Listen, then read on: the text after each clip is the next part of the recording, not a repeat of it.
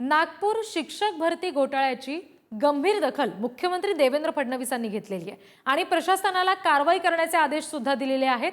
अल्पसंख्याक आयोगाचे अध्यक्ष प्यारे खान यांनी मुख्यमंत्री देवेंद्र फडणवीस यांची भेट घेऊन बोगस शिक्षक भरती प्रकरणामध्ये चौकशी करण्यासंदर्भातलं निवेदन दिलेलं होतं। 580 अपात्र शिक्षक आणि शिक्षकेतर कर्मचाऱ्यांच्या नियुक्त्या रद्द होणार असल्याची शक्यता आहे।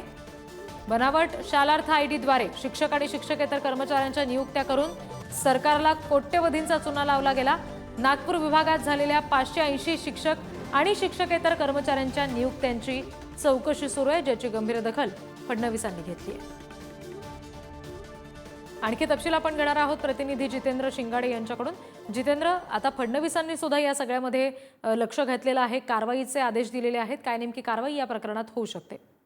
रिद्धी, जसं आपल्याला माहिती आहे की शिक्षक भरती घोटाळा म्हणजे हा पूर्ण नागपूर विभागात झाल्याची माहिती समोर येते आणि 580 यात शिक्षक आणि शिक्षकेतर कर्मचाऱ्यांचा समावेश आहे। बनावट शालार्थ आयडी करून वेतन घेण्यात आलेले आहेत। त्याचबरोबर योग्यता नसतानाही शिक्षकपदी मुख्याध्यापकपदी अनेकांची नियुक्ती करण्यात आलेली आहे। त्यामुळे आता सध्या हा जो बनावट शिक्षक नियुक्ती घोटाळा आहे, घोटाळा म्हणता येईल किंवा प्रकरण आहे, हे जे गाजतंय आणि त्या संदर्भात आता याची जी दखल आहे ते मुख्यमंत्री कार्यालयाकडून देखील घेण्यात आल्याची माहिती समोर येते। या संबंधित अल्पसंख्याक आयोगाचे अध्यक्ष प्यारे खान यांनी नुकतीच मुख्यमंत्री यांची भेट घेतली होती आणि त्यांनी या बोगस प्रकरणात SIT चौकशीची मागणी केलेली होती, तसं निवेदनही दिलेलं आहे। त्यानंतर मुख्यमंत्र्यांनी याची गंभीर दखल घेतली असून प्रशासनाला सोबतच पोलीस विभागाला, कारण गृह खातं देखील हे मुख्यमंत्री देवेंद्र फडणवीस यांच्याकडेच आहे, त्यामुळे पुढील चौकशी करण्याचे आणि सखोल चौकशी करण्याचे आदेश दिल्याची माहिती मिळत आहे। त्यामुळे नेमकं आता या चौकशीत आणखी काय काय समोर येतं हे पाहणं महत्त्वाचं ठरणार आहे।